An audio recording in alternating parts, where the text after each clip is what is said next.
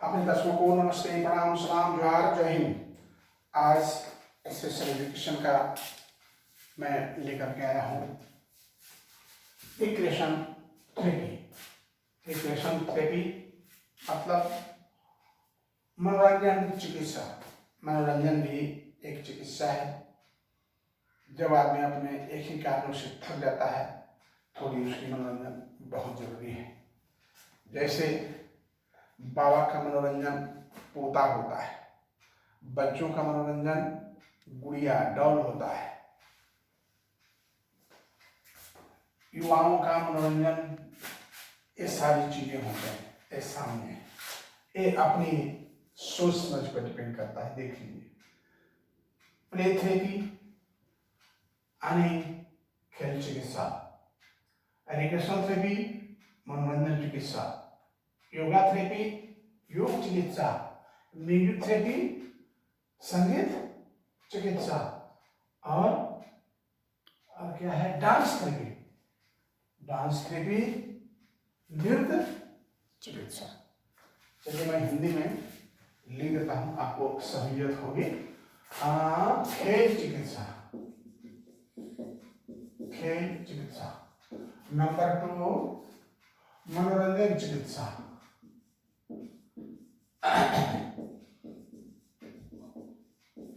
Number 3 yoga चिकित्सा।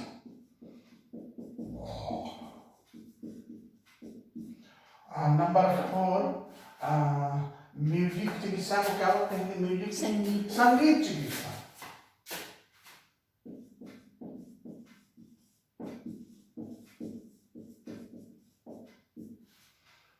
ठीक है, खेल चिकित्सा, मनोरंजन चिकित्सा, योग चिकित्सा, संगीत चिकित्सा और डांस नृत्य चिकित्सा। नृत्य चिकित्सा।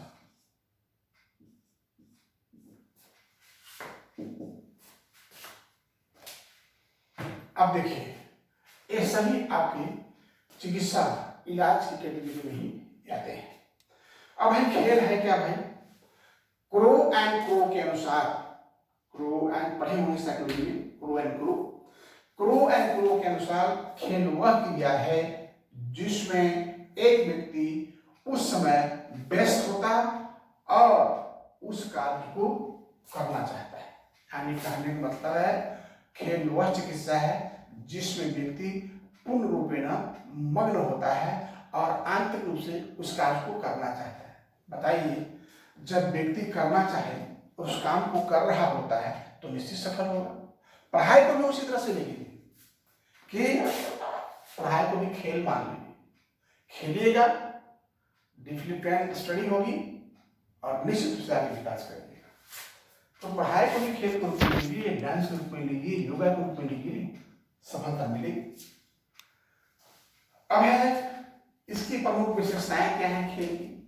खेल एक स्वाभाविक प्रकृति है। क्या है? खेल एक स्वाभाविक प्रकृति है।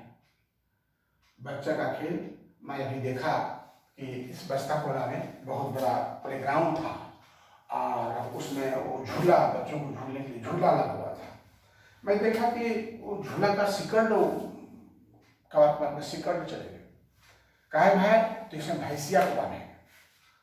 बचपन के खेल उनको जरूरी नहीं आया, उनको भैंसिया बांधना जरूरी बुझाया। तो देखिए, बच्चों का अधिकार का हनन तो उसे गार्जियन ही किए हैं। यही जो खेलने का वो जो सिकड़ के साथ जो पाइप लगा हुआ था, उसको भी कपाट पे लेके लोहा कौड़ा करके और अपने कहा तो शेड में देंगे। ये तो छोड़िए, लोगों ने उसे इनक्रोच करके छोटी छोटी झोपड़ी बना दी उसे। यानी बच्चों के हक का पूर्ण रूप में ना इनक्रोचमेंट हुआ है, उसका हनन हुआ है। अब बच्चे खेलने कहाँ जाए? तो छोटी छोटी जगहों में खेलते हैं। कभी गेंदा मेरे घर में, कभी गेंदा उनके घर में, कभी क्लब में, कभी ऑफिस में, कभी मंदिर में। बच्चों को स्वतंत्र रूप से बस्तापुरा में यहाँ खेलने की जगह नहीं है। मैं जानता हूँ 34-35 का स्कूल बहुत अच्छा खेलने का जगह था। एक पार्क था जहाँ घूम टहल सकते हैं, बच्चे खेल भी सकते हैं। थोड़ा ठंडा के दिन में 100-200 आदमी बैठ कर वहाँ धूप में खा सकते हैं। लेकिन इसकी इम्पोर्टेंस के यानी बच्चे के हक का, बच्चे का अधिकार का हनन हुआ है। इसके लिए जिम्मेदार हमारा चाइल्ड वेलफेयर कमेटी है, उसके हक का हनन हुआ है। चलिए हम अपने टॉपिक पर आए, जो हमारी क्षमता है उसके अनुकूल काम करें। यह एक आत्म प्रेरित मानसिक क्रिया है, अंतरात्मा से प्रेरित मानसिक क्रिया है। यह अपने आप में पूर्ण होती है, अधूरा नहीं होता है। खेल कोई विशेष लक्ष्य नहीं होता, खेल का कोई विशेष लक्ष्य नहीं होता, वो ऑलरेडी उस खेल का नियम बनाया हुआ है, आपको अलग से कुछ बनाने की जरूरत नहीं है। लूडो पत्ती बनी हुई है, कैरम बोर्ड गेम, क्या बोलते हैं, हम लोग खेलते थे कबड्डी, हाँ कबड्डी खेलते थे, इधर से उधर से, फुटबॉल, बैट बॉल, अरे गुल्ली डंडा खूब मारा। मैंने देहात में बचपना काल में बचपना का बहुत लाभ उठाया है, इसलिए यहीं तक रह गए और आगे जाते। तो खेल मुख्य लक्ष्य आनंद और स्वतंत्रता प्राप्त करना है। खेल का मुख्य लक्ष्य क्या है? आनंद और स्वतंत्रता प्राप्त करना। आनंद आना, स्वतंत्रता प्राप्त, बहुत अच्छा। बच्चे लोग खेल खेलेंगे दिन में ना, तो रात में उनको स्वप्न में आता है कि हम बैट बॉल चला रहे हैं। नहीं, हमको आता था गुल्ली डंडा, तो लगता था लोग लिया, स्वप्न में देखते थे बचपन का। खेल बातों के चंचलता और स्फूर्ति उत्पन्न करता है। क्या करता है? उसमें चंचलता और इसमें धड़ाधड़ पर काम करने के लिए एक्टिव, माने खेल जो है पूरे शरीर को एक्टिवेट कर देता है, चुस्त तंदुरुस्त, तन मन फ्रेश। बालक खेल के अंतिम परिणाम पर कोई विचार नहीं करता, वो तो खेल है, उसमें कोई विचार करने की जरूरत नहीं है।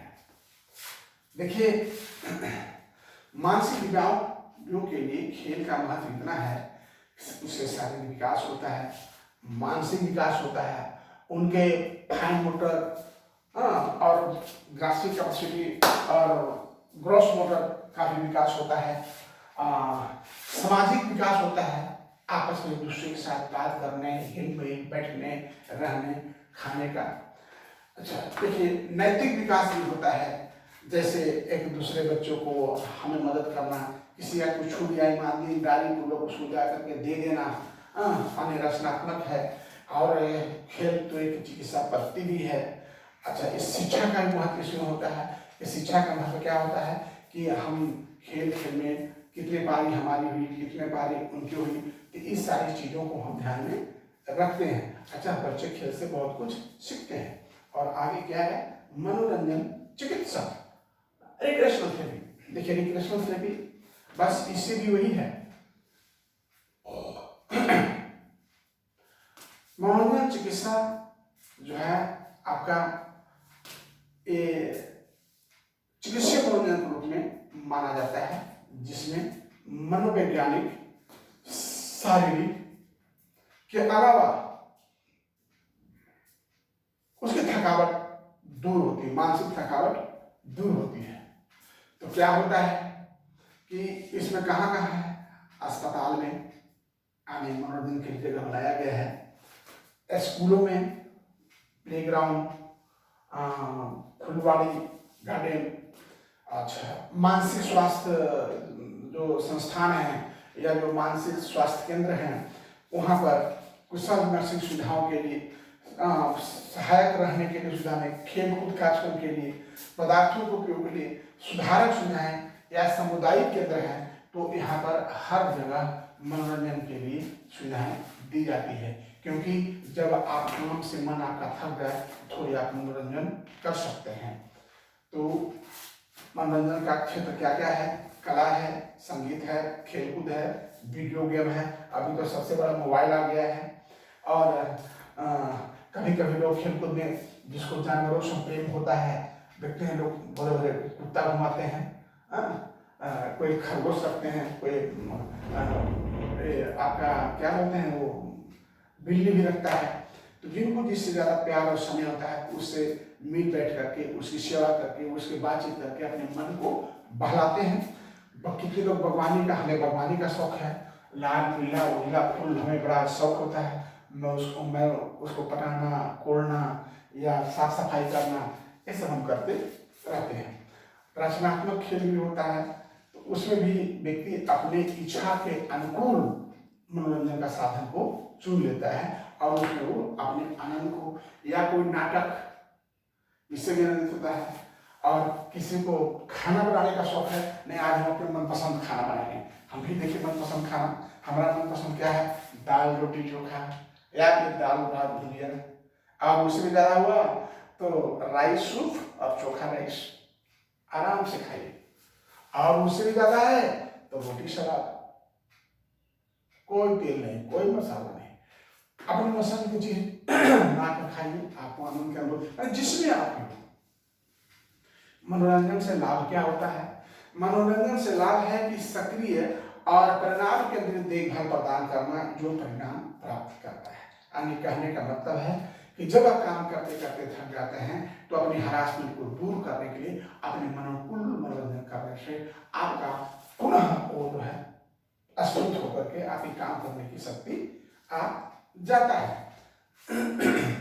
इसके बाद आपके आगे में है कि मनोरंजक जो गतिविधियां हैं इसमें कौन कौन सी चीज शामिल है, यानी टाइप्स ऑफ रिक्रिएशनल थेरेपी।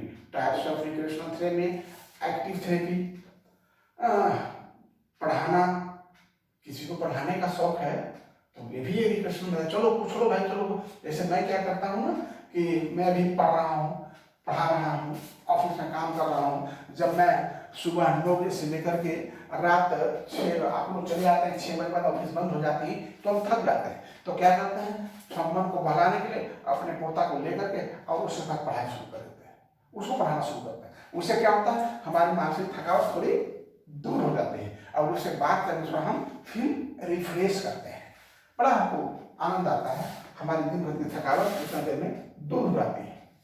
और फिर हाथ पैर धो करके तेल मसाज करके सोते हैं। इतना का नींद में लेता हूँ, 5-6 घंटे की नींद मुझे कोई कंजूसी नहीं है। 6 घंटे का मैंने नींद ले लिया तो फिर दिन भर के लिए मैं पुष्ट हो जाता हूँ। तो उसी तरह से इसमें है कि आपको जैसे किसी बच्चा है उसको खिलौने की है, उसको खिलौने दीजिए, उससे ही मनोरंजन करेगा। या बाहरी गतिविधियाँ कुछ हो, जैसे चिड़ियाघर हो गया, पार्क हो गया, घूमने टहलने के लिए, किसी को माने के नहीं चलो मंदिर में बैठेंगे थोड़ा देर भजन कीर्तन सुनेंगे, चलिए उसी से आप आनंद करिए। जो आपको पसंद में आता है उसी चीज को आप चुनिए और उससे आनंद लीजिए। या हो गया किसी शिविर में, चलो भाई कोई शिविर में जाकर किसी लोगों को सहायता करना है। जैसे जब हनुमान मंदिर, बजरंगबली मंदिर पटना में बन रहा था तो मैं क्या करता था, सुबह में स्नान करके कॉलेज जाते थे, कॉलेज से आते दोपहर पढ़ते थे, खाना पीना बनाए खाए और शाम कभी टहलने निकलते थे। तो जब तक हनुमान मंदिर पटना में बना तो हम टहलते नहीं थे, हम जाकर के हनुमान मंदिर में ईटा ढोते थे। ईटा धोते कंधा पर माथा पर नहीं, वहाँ 100 आदमी लगा हुआ है लाइन में, एक ईटा भाई इसको दिए उसको दिए उसको दिए, हाँ बस। अब बड़ा आनंद आता था, चलो प्रभु कुछ हमारा का सेवा हो गया है। तो अपनी जो आपको और मेरा आनंद भी लगता था, मैंने एक अच्छा काम किया है। तो इसी तरह से मनोरंजन अपने अनुकूल जो आपकी इच्छाएं हैं उसके अनुकूल करके मनोरंजन आप प्राप्त कर सकते हैं। इसमें शारीरिक स्वास्थ्य आपका ठीक रहता है, साथ साथ मानसिक स्वास्थ्य भी आपका ठीक रहता है। अच्छा जीवन शैली थोड़ा बेहतर हो जाता है क्योंकि आपको उससे संतुष्टि मिलती है कि मैं बहुत कुछ अच्छा कर रहा हूँ। अब आगे देखिए योग चिकित्सा, देखिए योग चिकित्सा बाबा रामदेव की जय हो। बाबा रामदेव की बात करें तो देखिए बाबा रामदेव ने कुछ नई चीज नहीं लाया मुझे समझ में जो लगता है, लेकिन बाबा रामदेव ने बहुत कुछ किया है। क्या किया है?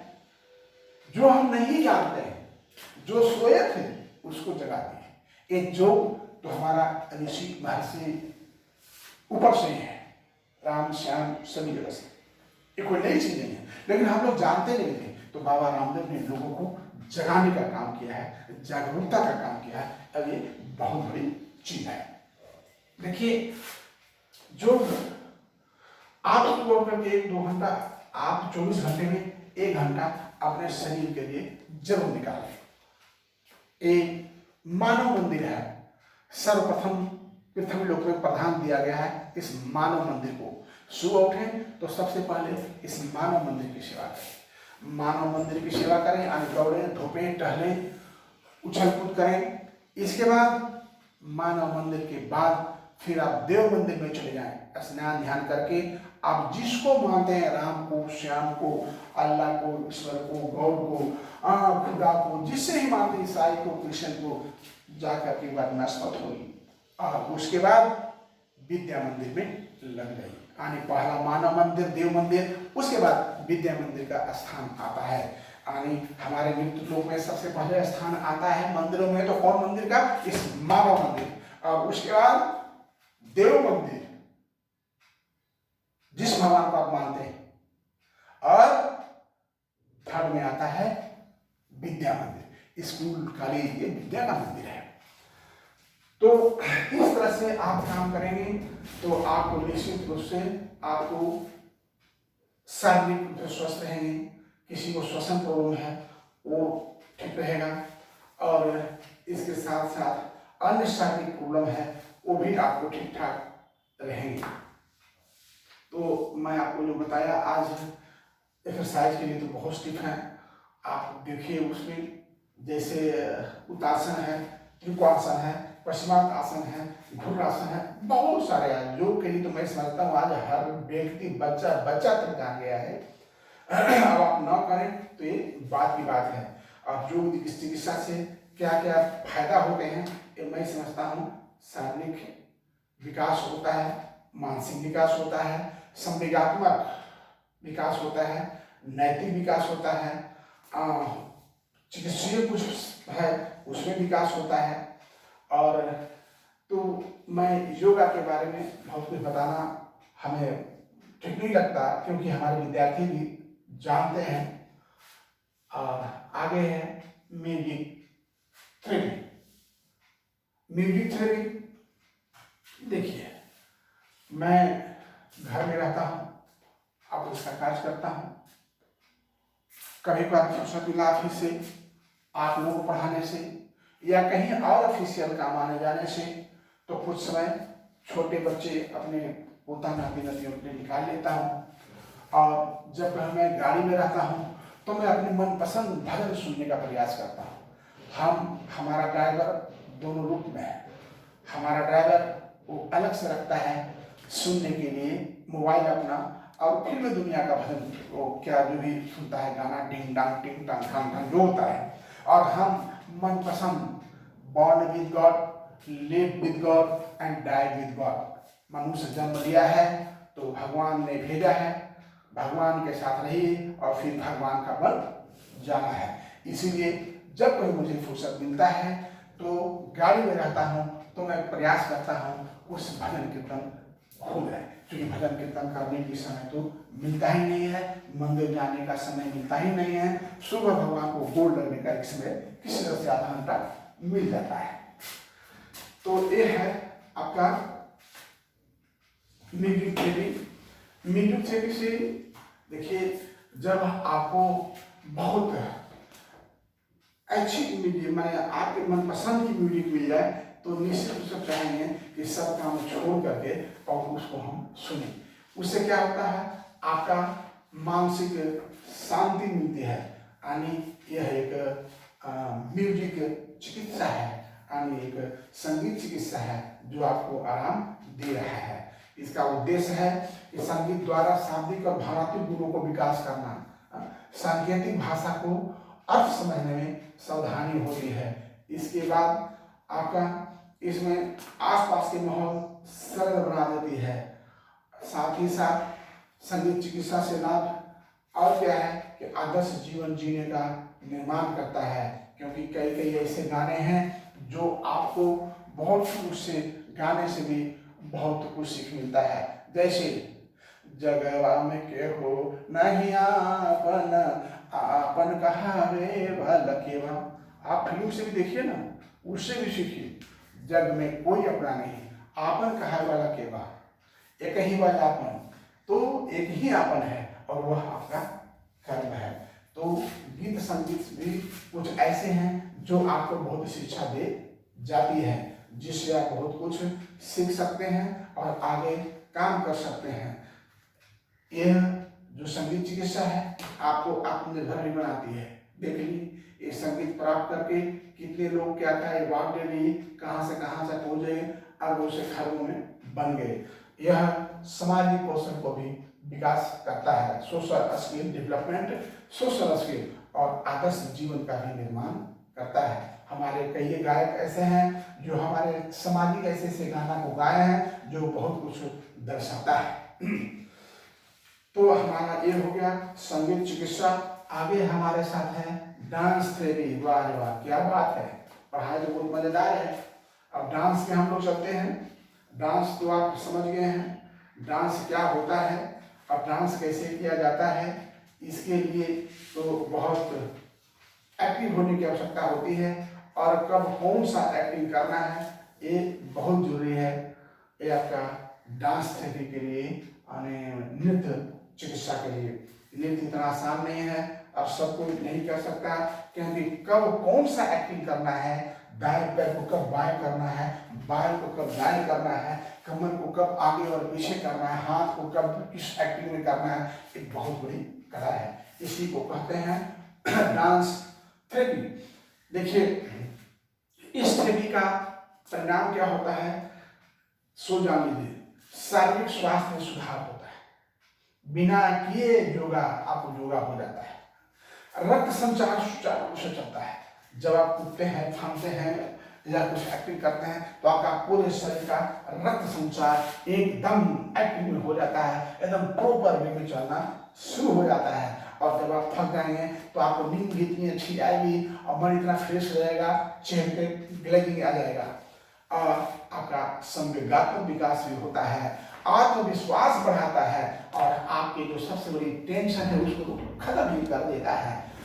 सकारात्मक व्यवहार को बढ़ावा देता है और घमंड को दूर कर देता है, अनुचित व्यवहार को कम कर देता है, उचित व्यवहार को बढ़ा देता है, समाजीकरण का विकास होता है, यानी समाज में एक मान इज्जत भी आपको मिलता है। उसके बाद क्या है, शरीर में समन्वय और एकाग्रता को लाता है, क्योंकि डांस में सबसे प्रथम चीज मैं समझता हूँ, मुझे तो डांस का कोई अनुभव नहीं है लेकिन मैं समझता हूँ कि अपने शरीर का समन्वय बनाना प्रथम चीज होता है। वही आदमी डांस में सफल हो सकता है जो अपने शरीर में समन्वय बना सकता है, कब कौन सा एक्टिंग करना है।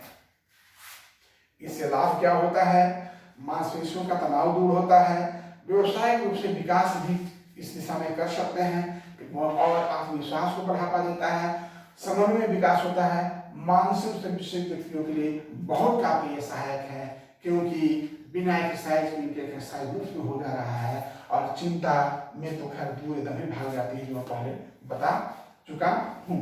तो हमारा आज का जो ये विषय है इस पर हमने आपको चर्चा किया है रिक्रिएशनल थेरेपी। इसमें आपके टोटल 5 जाते हैं और आप उपचारात्मक हैं, सभी आपके शरीर के फायदेमंद हैं। जय हिंद।